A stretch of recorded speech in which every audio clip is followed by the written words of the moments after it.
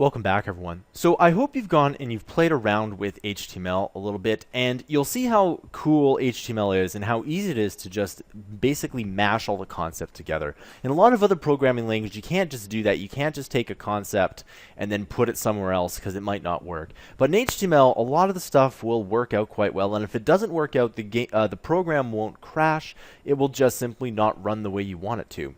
So let's go ahead and let's just put in some cool stuff here. So, for example, we can put style equals color, okay? And I'm going to put the quotes there just because color, we'll say red, okay? And you'll see that red is there. And if we want to do, remember the semicolon you need at the end of that, and we can go within the quotes, of course, background color, let's say maroon. All right, there we go. Now that's a horrible color matching scheme, but this is a lot better. Now, obviously you want light and dark. One thing they used to do in a long time ago is they used to use the opposite of the color wheel. So just Google color wheel, and if you put the opposite, so the opposite of orange is blue. So you can see that the orange pops out here, and if we do the reverse here, so for example, blue and orange, like that, just like this here, you can see that the blue pops out as well. So the opposite of the color wheels will quite work, and that actually doesn't look terribly bad. Now you'll notice that the style points here, what they'll do is that if you want to use all the TH style points, we'd have to use CSS, and I will have a whole other 1-hour tutorial series on that.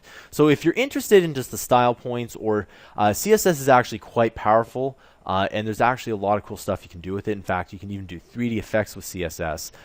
It's something that's really cool here, but you can do pretty much anything you want. So let's go ahead and let's take in this table row here, and we can put style equals, and then let's do font family, okay, and we'll go Courier, just like that, and you can see that the entire row becomes Courier.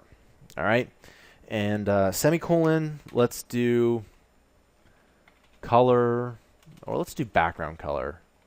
Background color, orange.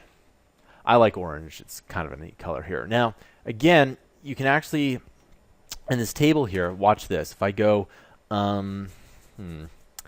let's do style equals, and let's do font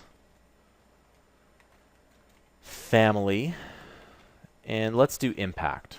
I love this font, okay? And you can see that the entire font has become impact, except for the ones that I specifically said. Now, this is something that's really important here. So the entire table is going to be the default of impact, right? Except when I go to this table row, that is the second or the first table row after the table header, I specifically say that this font should be Courier. So this style point overrides the default, because the reason is that this tag affects all of this table, but this tag affects this line. And if you add something within that line, it will supersede it. You'll always supersede the specific tag, and that's why there's a lot of tags in there. And you'll also see that, for example, you can have, let's say, a 3-paragraph website with 3 different paragraph tags, because each paragraph might have different formatting to it.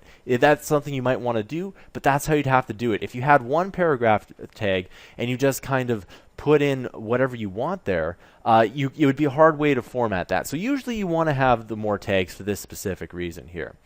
All right, and another thing that we can do is let's just go font size. All right, and we'll do 20px. All right, and I haven't shown you this yet, but you can essentially change the size. And again, it supersedes. Let's make it 40. Maybe it's a bit too much. Let's make it 30 or something like that. Okay, maybe 25. And one thing that you'll notice is that you will be doing a lot of tweaking around with numerals. And it doesn't matter what you do. So you do this a lot in games, actually. If you're into game development, you actually do quite a bit of formatting there. All right, so the next thing we can do is, for example, if we wanted, let's say, this table, this one right here, if we typed in style equals font size, colon, and let's make it 50, okay? And then in this case here, it doesn't quite work out because the table data is bound to that specific style here, okay? And for the most part, that's how you add in table styles. All right, I'll see you guys in the next tutorial.